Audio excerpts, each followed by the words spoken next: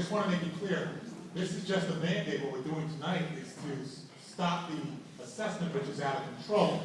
The biggest problem, which you'll have to deal with your legislative representatives in Albany, is to change the class that they have to pay for COOPS and condominiums, okay?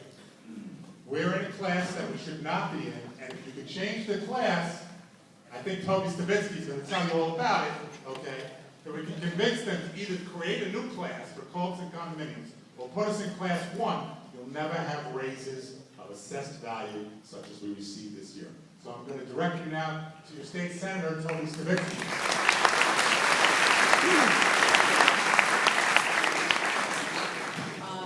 Thank you. Incidentally, John Guyette from my district office is in the back, and he has done much of the research that the co-ops have before them. And it's interesting because when Warren Schreiber first brought this issue to my attention, and we started doing the research on the Bay Terrace co-ops, and then we expanded it, and then I said to John, hey, let's see what happens with my co-op. And incidentally, for those of you who are from Carter House, I was an original tenant there back when it was a rental, and I had an apartment. We were in apartment 21J, which is a one-bedroom apartment. We had a child, and so we moved to Crider Point. But I've been a shareholder in Crider Point since it became a co-op in the early 80s. And what did I find out? That, well, my building was a little bit less, but one of the buildings was assessed, the increase was 147%. And then I said, let's take a look at Bahar, right across the street. And your increase, I think, was about 122%. Something like that. Well, there were different block and lot numbers, so there are different assessments. But we decided we've got to do something.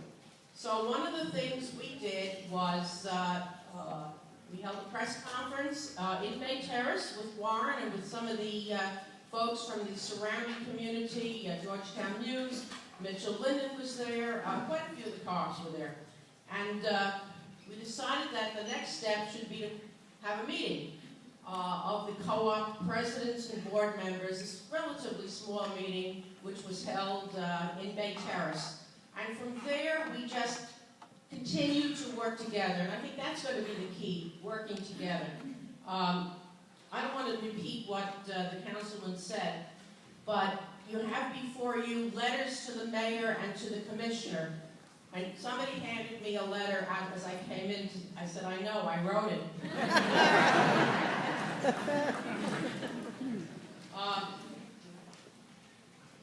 One of the real problems is when we appeal assessment increases, you have to hire, and with all due respect to our attorneys here, you have to hire a specialist. They're called certiorari lawyers. There are not a lot of them, and they get paid on a contingency basis. They get a percentage of the saving of the money that you save.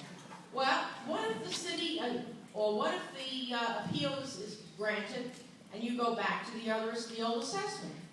You still have to pay the lawyer a third of what the savings is. So this is really a lose-lose situation for us.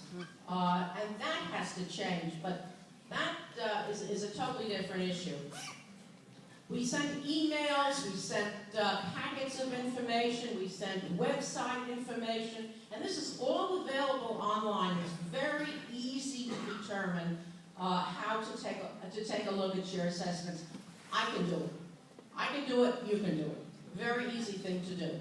But in Albany, and I just came down from Albany, we've been working on legislation, and I spoke to Assemblyman Ed Braunstein, it was today. Did they sort of go together? But I think he will be here this evening. But Ed and I are going to sponsor legislation. We have a first draft. When you mentioned solving the problem with changes in the classification system. Class 1 are small family homes. Class 2 are rental properties, multi-dwelling rental properties, and that's where they put co-ops and condos. Class 3, I think, is utilities, if I'm not mistaken. commercial properties and utilities, floors utilities.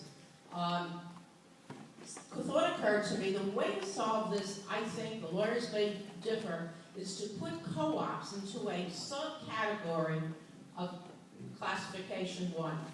Because I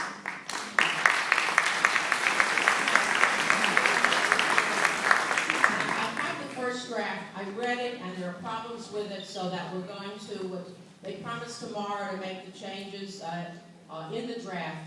But what we did was we put it in as a subcategory because then the property tax cap is 6%. And that really solves the problem.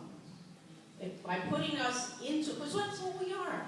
If we have 150 units, we're really 150 small homeowner units.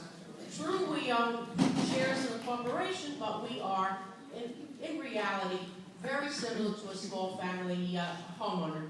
The same idea of mortgages and whatever, tax, property tax credits, but we are a small family units, and that I thought was the way to do it. So I have the legislation here. I suspect it will be introduced on Monday, maybe tomorrow, or on Monday.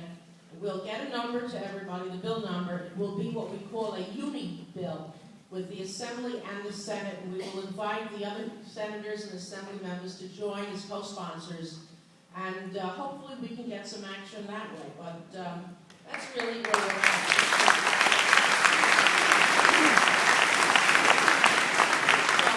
I must say, I thank you all for coming out. This is a very serious problem.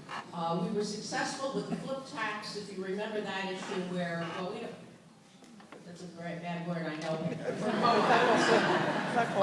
But it's another meeting, but it was successful. For those co-ops, not in Whitestone, who have it, they would have taken it away. And a lot of co-ops keep their maintenance charges low for the use of the food.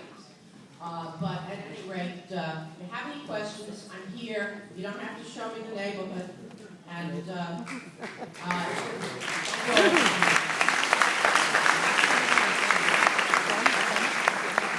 I'd just take a moment to let you know that our Senator, Mr. STAVISKY, and Councilman, Mr. Holloran, since